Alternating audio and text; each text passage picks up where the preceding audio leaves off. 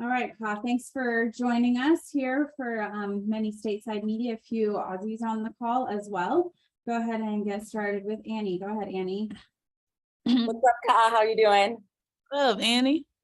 Good to see you. So my first question, I just got two, or actually three, sorry. We're actually How has this quick turnaround joining Team USA helped you kind of turn the page on obviously, you know, the end of the season?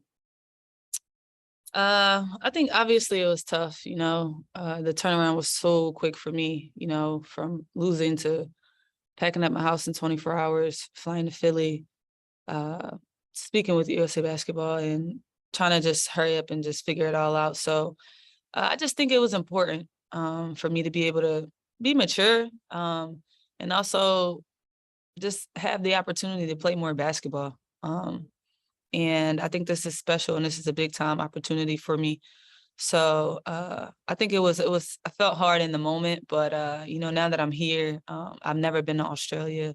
I'm playing with the best of the best. So I think it's just a great opportunity for me. And then Cheryl talked about your experience in 2019. Now, this experience now from your own perspective, how do you feel like you've evolved as a leader in this USA basketball space? How are you approaching this opportunity differently maybe than 2019? I think 2019 was my first USA basketball experience as a pro. And I was kind of just trying to find my way, trying to find my footing. But I think now I'm just super vocal, trying to be a leader still while trying to be me. But I just think that it's just a special opportunity. So I'm just trying to do whatever I can do to be a part of it. And I just think that you just see the growth in me just as a leader in general. Okay, cool. That's actually going to do it for me. Thanks. All right. Yep. Isabella, go ahead. Hey, Ka, thank you so much for doing this. So my first question is, what does it mean to just now being there at the USA team? What does it mean to reconnect with Benida, your former college teammate at Rutgers? It's so crazy because we are attached at the hip right now. We were like salt and pepper in college. So just to be able to experience this something so special with Naj we're just so grateful. We sit and we talk about like college and how just our experiences and how much better we've gotten. And then when we started to peak together, in the bubble season and just like how our careers just basically took off, became all-stars together. And then for us to have this moment here it's super special. And she's literally we're like family. So for us to experience this together is just super special. Yeah. Is there anything you feel that she brings out in you and as a player, maybe that kind of you remember back from college? It's funny that you say this because Steph was I think Benaj is the only person that you respond to. And I think Naj just challenges me. She's a super competitor.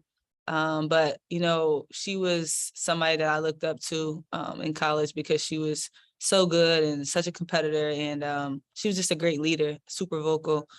So I think that she's just still that same person, still super vocal, still pulling out the best things out of me. Yeah. Thank you so much. Alexa.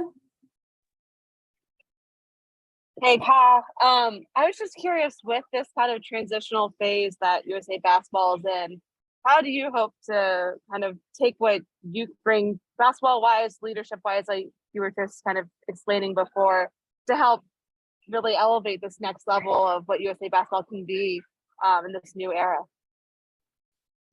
I just love that it's the best of the best, It is not about one person. It's not about two people, everybody has to bring something different. And I think that's what I do. I bring whatever it is that I bring, and then I'm going to do what I do well.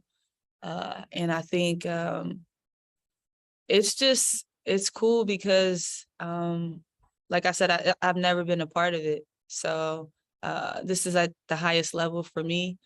And also for my leadership, I think that, you just have to be that communicator. for some of the younger players, and also just for everybody. So I think that this helps me in terms of that also. But like I said before, I'm just grateful to be here, and yeah. Thank you. Megan, go ahead. Good morning from Melbourne, Australia, and welcome to Australia for the tournament. When you were drafted to the WNBA, it was the year that Lauren Jackson, the GOAT, retired from basketball. Could you ever have imagined you'd be playing in a World Cup in Australia where Lauren Jackson would be making a comeback at age 41? Wow. I could have never imagined, growing up, watching the WNBA and seeing her dominate and win championships. And then, just I saw her come back, some things on Twitter and social media, but to see her really, like, I've never seen her live. So I think this is special, and to be in Australia for my first time, it's definitely like, it's lit. What can Australian fans that will be packing the stands expect to see from USA basketball? I think you'll see us compete. You'll see us really play hard, and you'll see us just try to share the ball and really just be us.